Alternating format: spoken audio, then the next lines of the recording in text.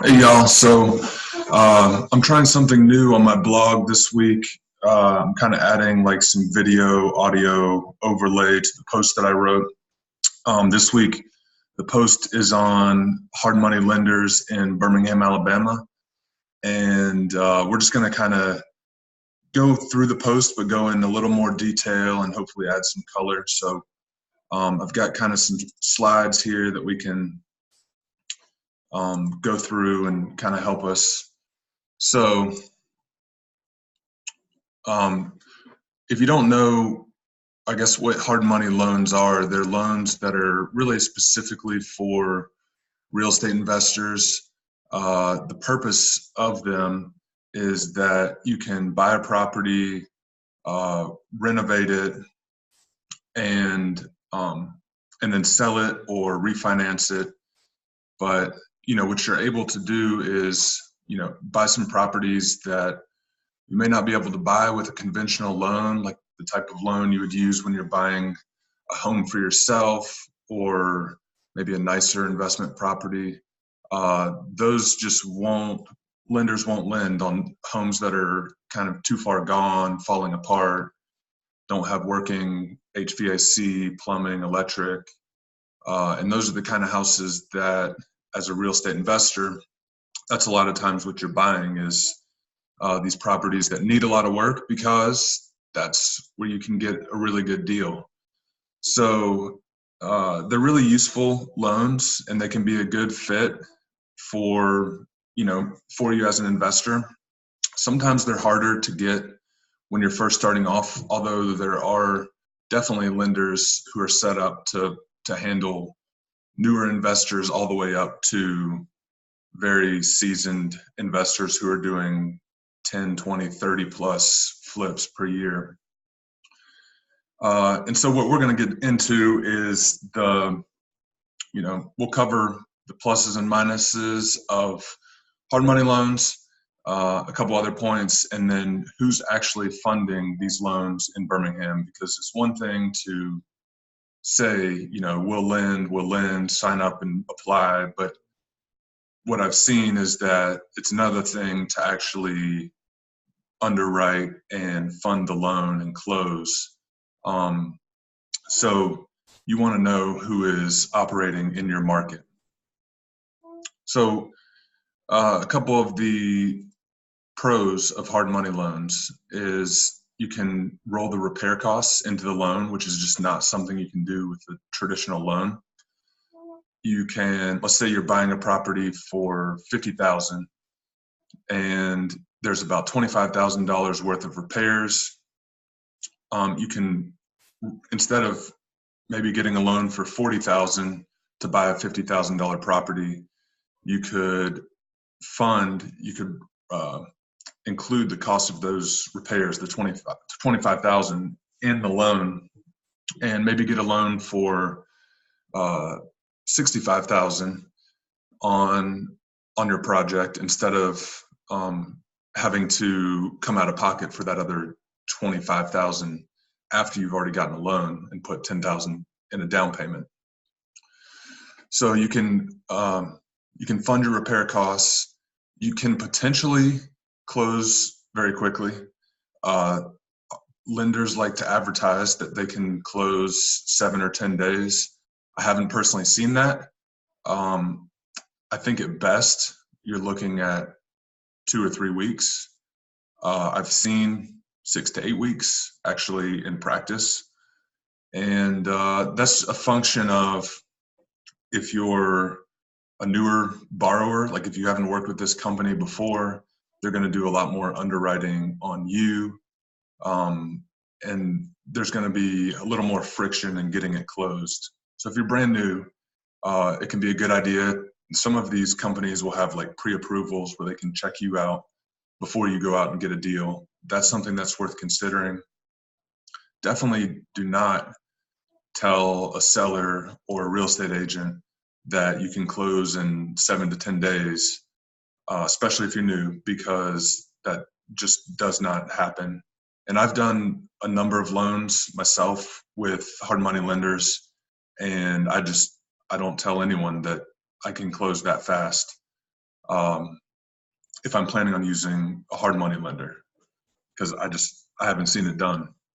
And another thing about hard money loans is that's kind of a different thing from more traditional loans, is that they may not require like a certain credit score. They may be a little more flexible, especially if you have a proven track record, and if it's a good project and you have a proven track record of renovating, paying back loans, then they aren't going to potentially are not going to worry as much about your credit score. Some of them do. Some of them is just not really a part of their underwriting model. So we'll talk about some of the negatives of hard money loans. One, I think this is probably the biggest one for people, is that they're more expensive than normal loans. The interest rate is going to be higher. You're probably looking anywhere from 7% on the very low end to maybe 14 or 15%. And that's an annual interest rate.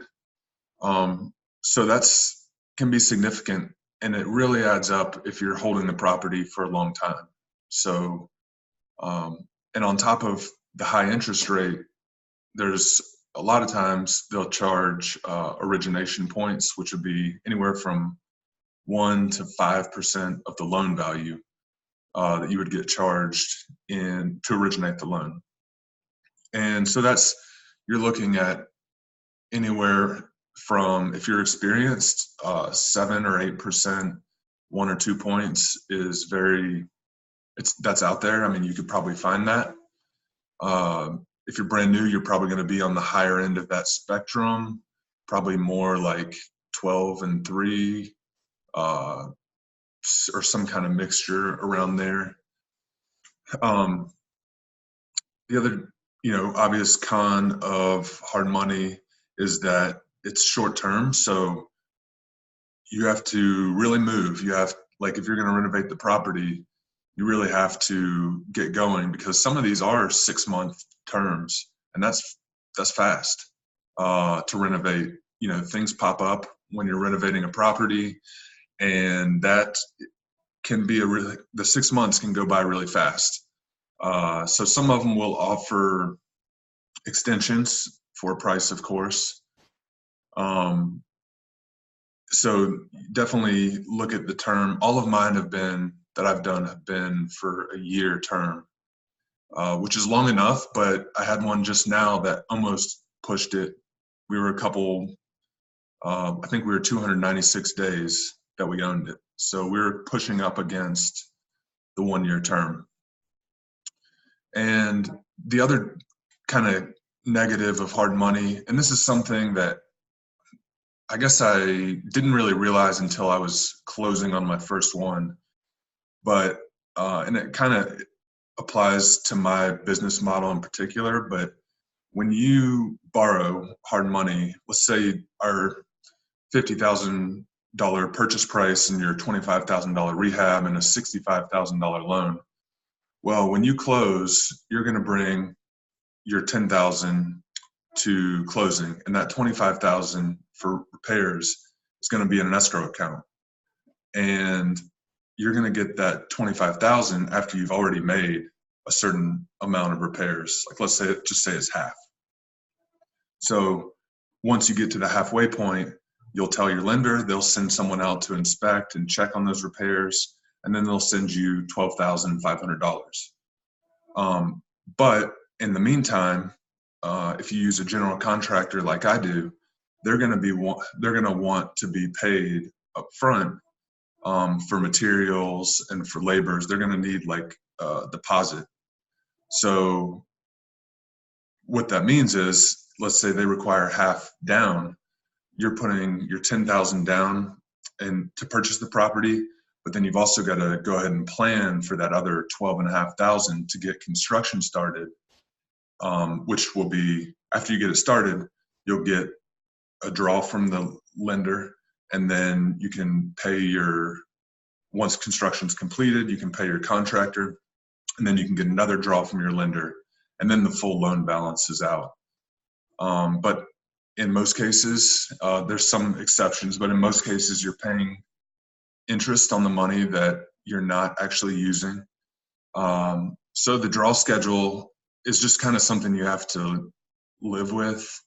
I don't love that, but it's, as long as you know that it's out there, I just don't want you to go into it blind and not know about that, because it is a surprise for people sometimes. There's a couple other things that you want to pay attention to. There's a lot of scammers out there. Like, do not send your money to a hard money lender that reached out to you on Facebook or email. I get these all the time, emails from, it's like a Saudi prince scam, just saying that, I'm a hard money lender. I invest in real estate projects. They have all kinds of stories, and they usually have really great sounding terms and rates. And if it sounds too good to be true, it probably is. Definitely look for referrals from other investors if you're looking to find hard money. In Birmingham, I'm going to give you a good list of lenders who are actually closing deals, so you can feel good about trusting them. Another point is that hard money is different than private money. As I've kind of progressed in my real estate investing career, I now use mostly private money, and this is from personal relationships, people that have IRA money that they're looking to lend, or people who like the really passive nature of lending on real estate projects. And they're people that I've, we did a small project and then we did a little bigger one, and we've built a relationship over time, and they have confidence in me, and it's really based off of that more than an airtight underwriting process that works on anyone. Like hard money is based on, good underwriting, and so it is different. Though a lot of hard money lenders will call themselves private money lenders or private loan officers or something like that, but it is different. And all the lenders are different in the way that they underwrite. So, and they're also different in what they offer. So some of them have rental offerings, some of them have deferred interest offerings, some of them will have very low interest offerings. I think one of them has like no interest on the funds that are sitting in escrow, kind of like we talked about. So that's something where you just want to do your own research, kind of look around at all these and just see what you think is going to work for your situation. They're all slightly different, like I said. So for some of them, they may not be a good fit, but you can try another one and see if they'll work for you. So what I did is I pulled the list of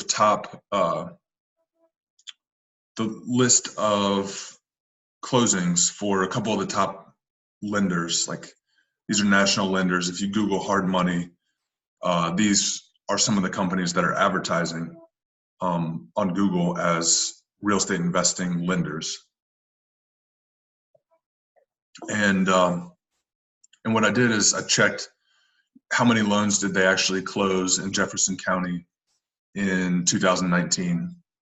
And this is through, I think, December 7th or so is when I did this research. So it doesn't include the whole year, but it's a pretty good picture of who's actually closing loans. And we have, and I also kind of just did some basic characteristics of, what they offer from a lending standpoint. Kind of the little features, I guess. But we have ground floor that closed 22 loans. They do not offer rental loans. They only do fix and flip financing. As of right now, I think they are kind of getting some hybrid products. But they have one that I've used that's a deferred interest payment.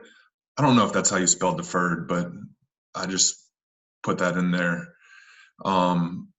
It looked right at the time. So they have that, which is, I don't know how to spell it, but I do know that it's pretty cool. Because you don't make any payments on the loan while you're renovating, which is nice in terms of cash flow, especially if you have multiple projects going on. And ground floor is I've worked with ground floor and I've worked with the local lenders that I listed here.